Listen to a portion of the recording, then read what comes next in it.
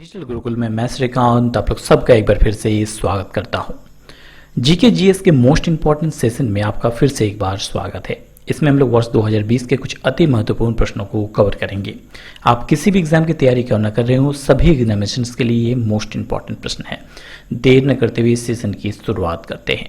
पहला प्रश्न है कि वर्ष 2020 के अंतर्राष्ट्रीय प्रेस फ्रीडम अवार्ड से हाल ही में किसे सम्मानित किया गया, यानी हाल ही में किसे इंटरनेशनल प्रेस फ्रीडम अवार्ड 2020 दिया गया। तो करेक्ट आंसर है इनमें से कोई नहीं, यानी वर्ष 2020 में कुल 4 पत्रकारों को यह सम्मान दिया गया, इनमें से कोई भी भारतीय शामिल नहीं है। तो ये तो क्लियर है, कुल 4 पत्रकारों को ये सम्मान दिया गया, जो कि है सईदुल रहमान, मोहम्मद मोइन, स्वेतलाना और दीपो। इन 4 पत्रकारों को इनके कार्यों के प्रति अपनी निष्ठा और निर्भीकता के लिए सम्मान दिया गया। अब ये सम्मान दिया किसने? The committee to protect journalist के द्वारा ये सम्मान दिया गया।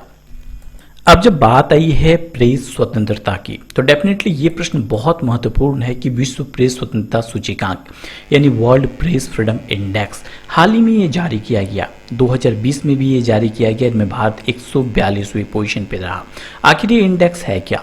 इस इंडेक्स में ये बताता है कि किस देश की मीडिया कितनी स्वतंत्र है अपने विचारों को प्रकट करने में। इनमें भारत 142वीं पोजीशन पे रहा। टॉप पे नॉर्वे रहा। इस रिपोर्ट को जारी कौन करता है? रिपोर्टर्स विदाउट बॉर्डर द्वारा इसे जारी किया जाता है। वर्ष 2019 में भारत 140वें पोजीशन पे रहा था। टॉप पे नॉर्वे रहा था। इसके अलावा एक रिसेंटली एग्जाम में पूछ लिया गया कि वर्ल्ड प्रेस फ्रीडम डे के रूप में कब मनाया जाता है, तो 3 मई को मनाया जाता है। तो इस प्रश्न के माध्यम से इतनी सारी जानकारी आपको मिल जाती है। नेक्स्ट इंपॉर्टेंट प्रश्न, वैश्विक विनिर्माण जोखिम सूचकांक यानी इसे ग्लोबल मैन्युफैक्चरिंग रिस्क इंडेक्स कहा जाता है। हाल ही में ये सूचकांक यानी इंडेक्स जारी किया गया। इस सूचकांक में भारत की पोजीशन क्या रही? तो करेक्ट आंसर है ऑप्शन बी, यानी भारत 3रे नंबर पर रहा। हाल ही में वैश्विक विनिर्माण जोखिम सूचकांक यानी जिसे ग्लोबल मैन्युफैक्चरिंग रिस्क इंडेक्स कहा जाता है, ये जारी किया गया। यानी किस देश में कितनी ज़्यादा निर्माण हो रही है, कार्य हो रही है, ये दर्शाता है। इसमें भारत रहा कितने पोजीशन पे? भारत रहा 3रे पोजीशन पे। इसे जारी कौन करता है? इसे अमेरिकी संपत्ति कंसल्टेंट कुशमैन एंड वेकफील्ड द्वारा जारी किया जाता है। इस सूचकांक में कुल 48 यानी 48 देशों को शामिल किया गया था। इनमें टॉप पे रहा चाइना। भारत रहा 3रे पोजीशन पे। इसके अलावा बता दूं कि 2रे नंबर पे अमेरिका रहा, यानी टॉप पे चाइना, 2रे नंबर पे अमेरिका, हमारा देश भारत जो है वो 3rd पोजीशन पे रहा। 2019 की अगर बात करें तो 2019 में भारत 4थे नंबर पे रहा था। चलिए आगे बढ़ते हैं और जीके के एक मोस्ट इंपॉर्टेंट प्रश्न को कवर करते हैं कि सरदार वल्लभ भाई पटेल की तुलना निम्नलिखित में से किससे की जाती थी? तो करेक्ट आंसर है ऑप्शन डी, यानी बिस्मार्क। सरदार वल्लभ भाई पटेल की तुलना बिस्मार्क से की जाती थी। आइए इससे रिलेटेड कुछ इंपॉर्टेंट और फैक्ट को देखते हैं। बिस्मार्क को विश्व का लौह पुरुष कहा जाता था और भारत के लौह पुरुष के नाम से किसे जाना जाता है? सरदार वल्लभ भाई पटेल को। इसीलिए भारत का बिस्मार्क एवं लौह पुरुष के नाम से जाने जाते थे वल्लभ भाई पटेल। बिस्मार्क ने जर्मनी के एकीकरण के लिए बहुत कार्य किया था। इसी कारण से उन्हें विश्व का लौह पुरुष कहा जाता था। लौह पुरुष सरदार वल्लभ भाई पटेल भारत के पहले गृह मंत्री भी थे और उनके एकीकरण के लिए ही स्टैच्यू ऑफ यूनिटी के नाम से गुजरात के नर्मदा के सरदार सरोवर बांध के सामने उनकी 182 मीटर ऊंची प्रतिमा लगाई गई, जो विश्व की सबसे ऊंची प्रतिमा है। विश्व के सबसे बड़े स्टेडियम मोटेरा स्टेडियम जो कि गुजरात में है, उनका नाम बदलकर हाल ही में सरदार पटेल स्टेडियम कर दिया गया। तो इनसे इतने सारे प्रश्न बन सकते हैं। जैसे पूछा जा सकता है कि विश्व का सबसे बड़ा क्रिकेट स्टेडियम कौन सा है? तो मोटेरा स्टेडियम। उसका नाम बदलकर क्या रखा गया? तो सरदार पटेल स्टेडियम।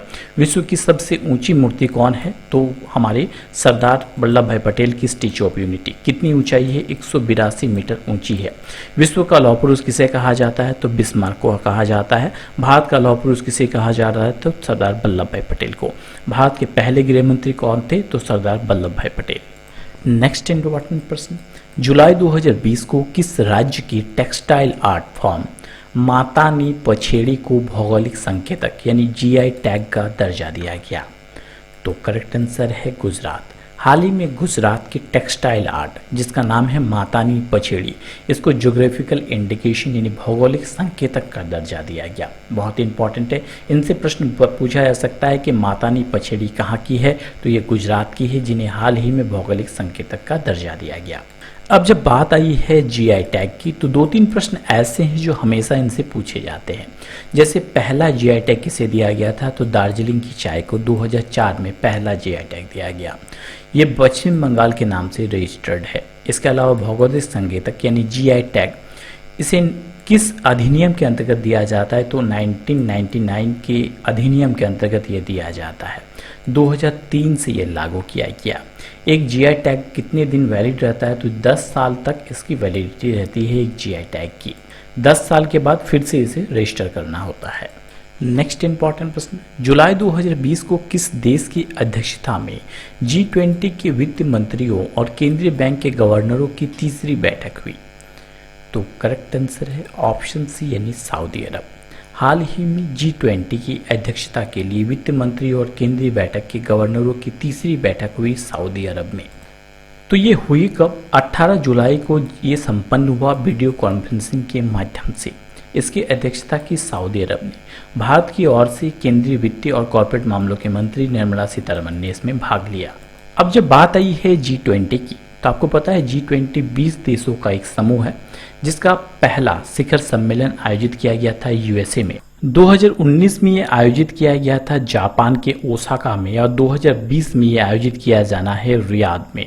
तो ध्यान रखिए, इन समिट के बारे में पूछा जाता है। इसमें कुल 20 देश शामिल है, जिनमें भारत भी शामिल है। नेक्स्ट प्रश्न है कि हाल ही में डॉक्टर विधु पी नायर को किस देश में भारत के अगले राजदूत के रूप में नियुक्त किया गया, तो करेक्ट आंसर है ऑप्शन डी। हाल ही में विधु पी नायर को तुर्कमेनिस्तान में भारत के अगले राजदूत के रूप में नियुक्त किया गया। वर्तमान में डॉक्टर विधु पी नायर विदेश मंत्रालय में निर्देशक के रूप में कार्य कर रहे हैं। आपको बता दो कि तुर्कमेनिस्तान की राजधानी है अश्गाबाद। नेक्स्ट इंपॉर्टेंट प्रश्न कि हाल ही में भारतीय मूल के चंद्रिका प्रसाद को किस देश के नए राष्ट्रपति के रूप में शपथ ग्रहण करवाया गया, तो करेक्ट आंसर है सूरीनाम। हाल ही में भारतीय मूल की चंद्रिका प्रसाद, जिसे चांद के नाम से जाना जाता है या तो चांद संतों की, उन्हें सूरीनाम के नए राष्ट्रपति के रूप में चुना गया। बहुत ही इंपॉर्टेंट प्रश्न है, ये प्रोग्रेसिव रिफॉर्म पार्टी से संबंधित हैं। नेक्स्ट मोस्ट इंपॉर्टेंट प्रश्न कि 15 जुलाई 2020 को कौन एशियाई विकास बैंक यानी एशियन डेवलपमेंट बैंक के नए उपाध्यक्ष नियुक्त किए गए, तो करेक्ट आंसर है अशोक लवासा। अशोक लवासा को हाल ही में एशियाई विकास बैंक के नए उपाध्यक्ष के रूप में चुना गया। मोस्ट इंपॉर्टेंट प्रश्न है, 15 जुलाई को इनको नियुक्त किया गया है। ये वर्ष 1980 बैच के हरियाणा कैडर के आईएएस अधिकारी हैं और 23 जनवरी 2018 को भारत के निर्वाचन आयोग के चुनाव आयुक्त के रूप में ये कार्य कर चुके हैं।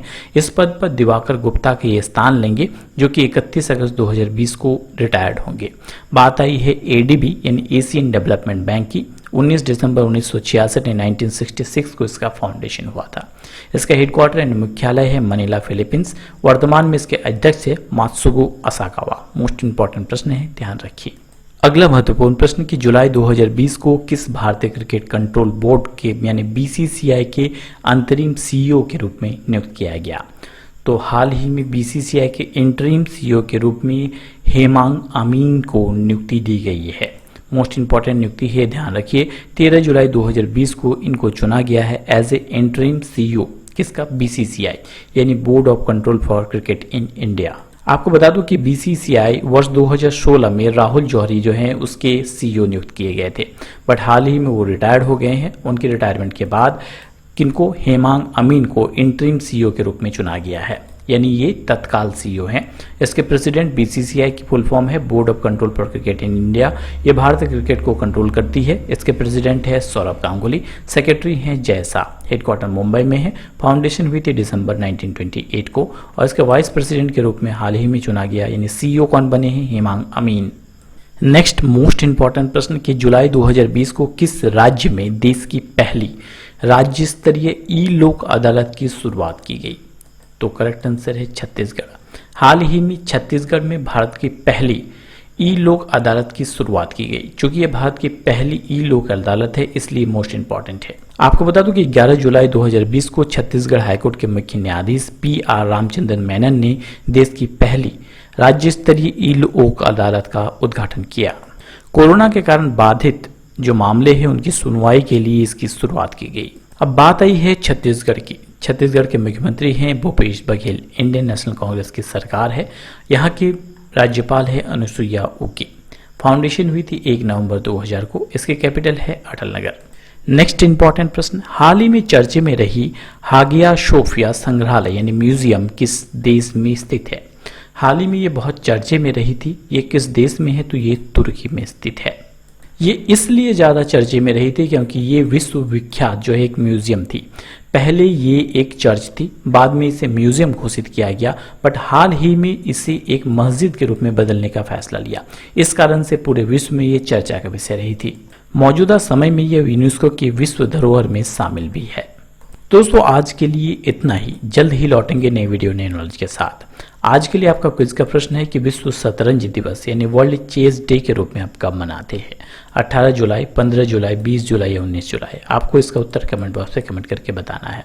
आज के लिए इतना ही। जल्द ही लौटेंगे नई वीडियो नई नॉलेज के साथ। तब तक हंसते रहिए, मुस्कुराते रहिए। Thanks for watching video. जय हिंद, जय भारत दोस्तों।